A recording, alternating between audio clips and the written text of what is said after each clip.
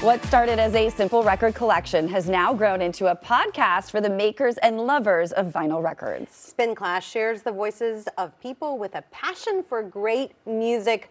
Rob and Tim join us with more. Thank you both for being with us. Thank you. Great to be here. I know. So tell us a little bit about this podcast. So the podcast basically started because I was posting albums as I started collecting them just on Facebook and telling stories, little history tidbits I learned about them. But most importantly, the connections to the music is the thing I find the most fascinating. So I would talk about, traveling to Wisconsin in the back of a station wagon, listening to a certain album, and people were responding to it and started following it and commenting on it. And I said, maybe there's something more here. And so turned it into a video podcast called Spin Class. And you just released your first episode this morning, but you've shot plenty of them. Yes. Tim is on your first episode. Indeed. Tell us how you connected with Tim and why you thought he'd be a perfect first episode, and then we'll chat with you in a second, Tim. Sure. So Tim is in a great band called the Black Oil Brothers, and I'm friends with a couple of the guys in the band, and that's how I got to meet Tim. Yeah. And so I was starting to learn a lot about Mississippi Delta blues, and the connection to Chicago blues is a really fascinating story.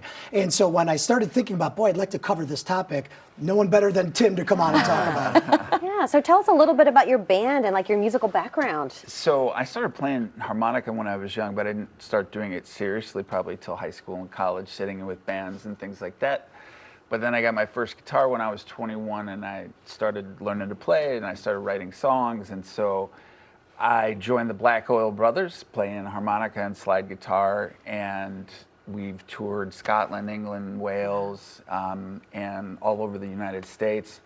Mostly we're kind of homebodies now, because a lot of the guys have little ones, but we still get out and play all the time, and mostly just focus on writing. When we talk about the Mississippi Delta blues, and you were mentioning connections to Chicago, what is that? I don't even know. Well, basically, Chicago was where the electric sound of the blues really got founded, and it was by a lot of guys on the Chess Records label, which is from Chicago, but like Muddy Waters, Howlin' Wolf, Elmore James.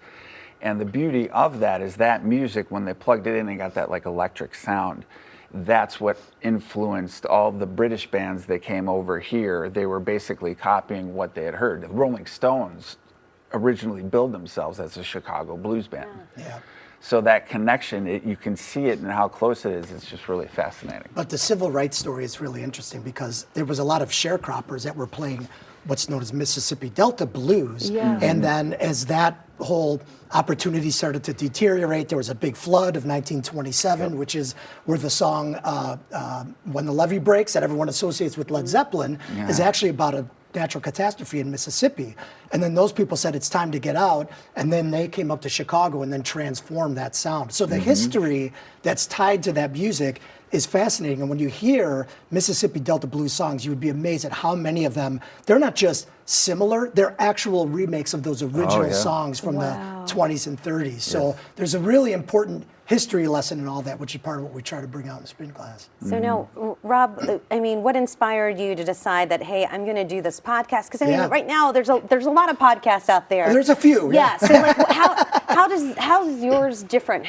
What sets yours apart? Well, so I started off because I feel very fortunate that I have a very eclectic range of music that I listen to, and I attribute that to my family, and most of the guests I talk to say the same, right? My father listened to crooners, and my sister to singer-songwriters, and one brother was into indie and another one into rock and roll. So for me, having that wide range of music, I've always been really proud of that and found it very fascinating, and I wanted to instill that in my own children. So I bring them along with that journey. So that's really how I wanted to start this off. And what I hope makes it different is not just seeing an album and having some sort of emotional attachment or a connection to it, but also learning something. So learning something like this story of the Mississippi Delta Blues, about a guy who makes custom harmonicas, which we're going to talk about more later.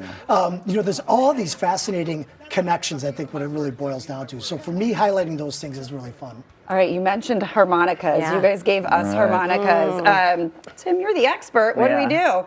Okay.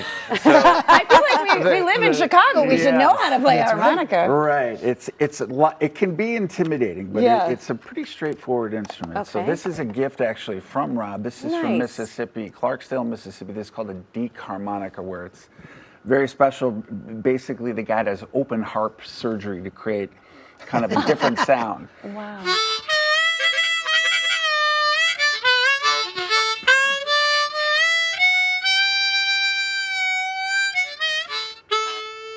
So that's what I want you guys to do. Okay. Yeah, okay. Ready, So go. just go. Yes. Very good. Yes. So close. Yes. There you go.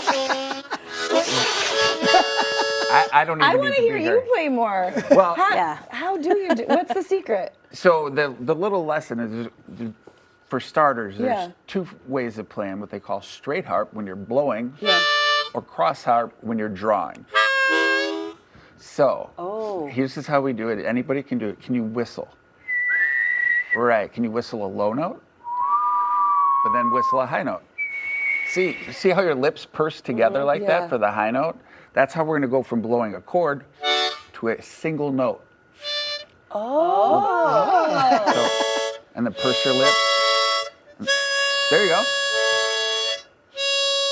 Excellent, excellent, excellent, excellent. Look at that. We can do it. Right. So now, Okay. if you can do that, basically when you whistle, can you do this?